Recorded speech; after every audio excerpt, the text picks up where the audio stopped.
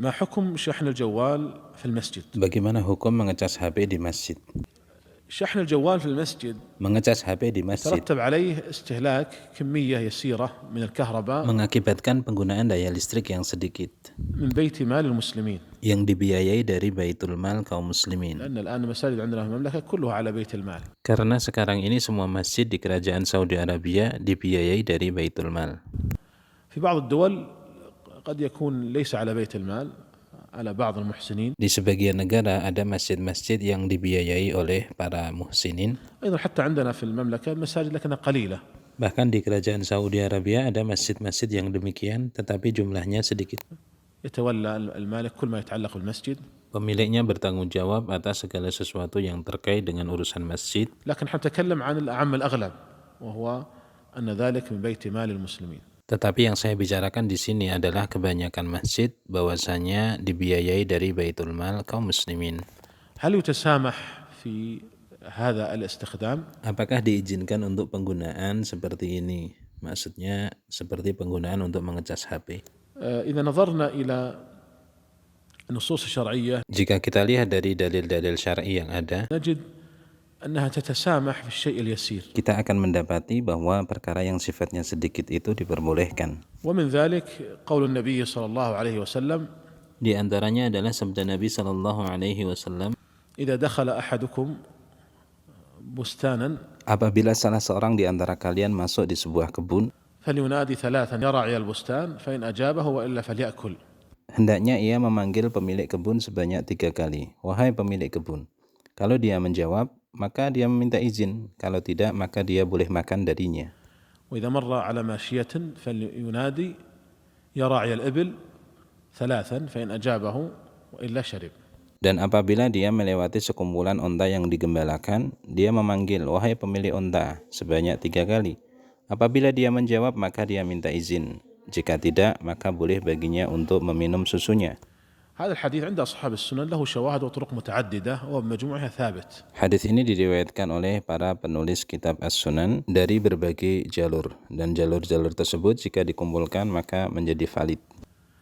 وأخذ به فقهاء الحنابلة وهو المذهب عندهم. Pendapat inilah yang dipegang oleh para ulama madhab Hambali dan inilah madhab mereka. وقالوا إنه يجوز لمن وجد بستانا غير محاط بسور. Mereka mengatakan bahwa siapa yang mendapati sebuah kebun yang tidak dikelilingi dengan pagar, أن يأكل من ثمر البستان boleh baginya untuk memakan buah darinya. بعدما ينادي، ويستحب له أن ينادي يا راعي البستان فإن أتى وإلا أكل. Dan dianjurkan baginya untuk memanggil pemilik kebun, wahai pemilik kebun. Apabila dia datang maka dia meminta izin, jika tidak maka dia boleh makan. لكن ليس له أن يحمل في جيبه غير متخذ خبنة يأكل فقط. Akan tetapi dia tidak boleh mengambilnya dan memasukkannya ke dalam saku. Hanya boleh baginya untuk makan saja.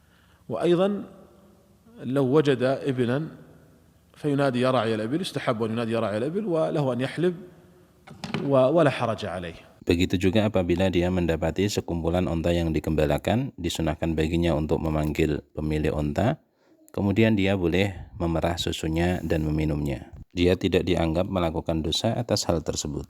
أخذ بظاهر هذا الحديث فقهاء الحنابلة. Berdasarkan atas hadis inilah para ulama madhab Hambali berpendapat demikian. ومنع من هذا الجمهور واستدلوا بقول النبي صلى الله عليه وسلم لا يحلبن أحد ماشية أحد بغير إذنه. Sedangkan pendapat mayoritas para ulama mereka berdasarkan pada sabda Nabi sallallahu alaihi wasallam, janganlah salah seorang di antara kalian memerah unta orang lain tanpa seizin darinya.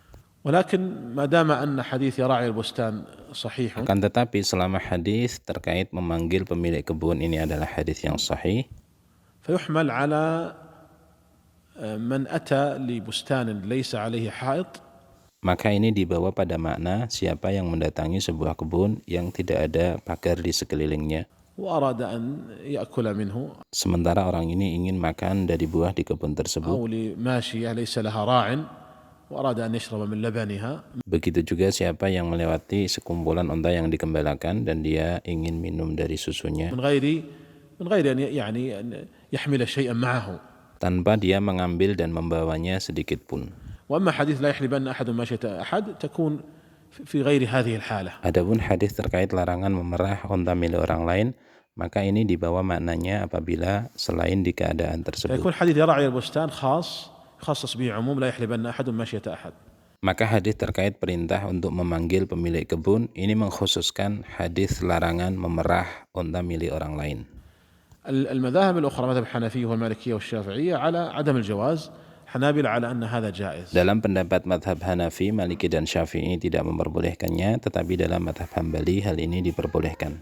والأظهر هو مذهب الحنابلة في هذه المسألة لأن الحديث كما قلنا صحيح. Dan yang lebih tepatnya adalah pendapat madhab Hambali sebagaimana kita sebutkan karena hadis ini adalah hadis yang sahih. ما دام صحيحا فنعمل بجميع الأحاديث. Selama hadis itu sahih, maka kita gunakan seluruh hadis tersebut. ولا نعمل بجزء بحديث ونترك أحاديث أخرى. Bukan mengamalkan sebagian hadis saja dan meninggalkan yang lainnya. والشافعي رحمه الله قال إن صح حديث يعني لا يحلب حديث يراعي البستان أخذت به. Dan Asy-Syafi'i berkata, apabila hadis memanggil pemilik kebun itu sahih, maka aku berpendapat dengannya. لكنه شكك بصحته لكن له شواهد وطرق متعددة. Hanya saja beliau ragu-ragu terkait dengan kesahihannya, tetapi hadis ini memiliki jalur-jalur periwayatan yang banyak. الذي يظهر أنه بمجموع طرقه وشواهده أنه صحيح. Dan yang lebih tepatnya dengan seluruh jalur-jalur yang ada, maka disimpulkan hadis ini adalah hadis yang sahih. الشاهد من هذه القصة أنه إذا جاز للإنسان أن يشرب من ماشية أحد بغير إذنه. Sisi pendalilan dari hadis ini bahwasanya apabila boleh bagi seseorang untuk minum susu dari onta orang lain tanpa seizin darinya, إذا نادى يا صاحب البستان. ketika dia sudah memanggil wahai pemilik onta atau wahai pemilik kebun, ما بالك بشحن جوال وهو أيضا من بيت مال المسلمين الذي له حق فيه أصلا. lalu bagaimana pendapatmu dengan orang yang sekedar mengecas HP yang ini dibiayai dari Baitul Mal kaum muslimin, yang dia sendiri pada asalnya punya hak atas hal tersebut? فهو يعني باب أولى أنه يجوز. Maka lebih pantas kalau hal ini diperbolehkan. ثم أيضا اللقطة في الشيء اليسير الذي لا تلتفت له أوساط همة الناس يجوز أخذه. Begitu pula terkait dengan barang temuan yang sifatnya itu bernilai sedikit menurut anggapan pertengahan manusia, ini pun boleh untuk diambil. الصوت والعصا والمبالغ اليسيرة ريال ريالين مثلا 5 ريالات إذا وجدتها في الطريق يجوز أن تأخذها. Seperti misalnya cambuk, tongkat, 1 rial, 2 rial, 5 rial, atau nilai-nilai yang sedikit, kamu boleh mengambilnya apabila kamu menemukannya di jalan. فإذا كان هذا في الأملاك الخاصة ومع ذلك يجوز لكونها أشياء يسيرة. Maka apabila harta-harta ini yang merupakan kepemilikan secara khusus boleh diambil apabila nilainya ini sedikit. فما بالك إذا كان من بيت مال المسلمين والإنسان له حق فيه فهو أولى بالجواز. Maka bagaimana apabila ini berasal dari Baitul Mal kaum muslimin dan seseorang itu punya hak dalam hal tersebut, maka ini lebih pantas untuk diperbolehkan. وعلى هذا التقرير الذي يظهر الله أعلم أنه يجوز شحن الجوال في المسجد. Maka berdasarkan penyebutan hal ini, yang lebih tepatnya wallahu a'lam bahwa mengecas HP di masjid itu diperbolehkan. أن هذا لا حرج فيه. Dan bahwa hal ini tidaklah dipermasalahkan. ثم إن أيضا مرافق المسجد كلها وضعت لخدمة المصلين.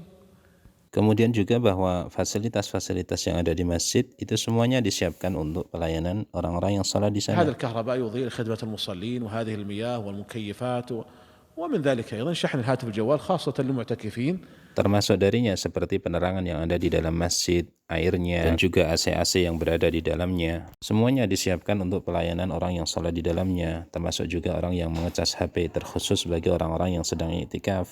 الذي يظهر أن هذا يعتبر من خدمة المصلين وأن هذا لا حرج فيه. Maka yang lebih tepatnya ini dianggap sebagai bentuk pelayanan terhadap orang-orang yang salat dan ini bukanlah sesuatu yang dipermasalahkan. ثم أيضا إن هذا في عرف الناس من الشيء الذي يتسامح فيه. Kemudian juga di sisi yang lainnya bahwa menurut kebiasaan yang ada, perkara seperti ini perkara yang diperbolehkan. لو ذهبت لأي إنسان الآن حتى لو كان فقيرا قلت له اشحن الجوال لي هذا. Misalnya saja seandainya kamu mendatangi seseorang, bahkan orang yang sangat miskin sekalipun, kemudian kamu meminta, tolong caskan HP saya. هل سيمتنع؟ Apakah dia akan menolaknya? لن يمتنع حتى وإن كان فقير وإن كان مثلا عامل وإن كان أي إنسان تقول اشحن لي هذا الجوال لا يمتنع. Tidak ada yang melarangnya, meskipun orang ini adalah orang yang sangat miskin sekalipun, dia tidak akan melarangnya. لأن هذا من الأشياء اليسيرة التي تعارف الناس على التسامح فيها. Karena perkara ini menurut kebiasaan yang ada di tengah manusia, ini adalah perkara yang ringan yang diperbolehkan atas hal tersebut.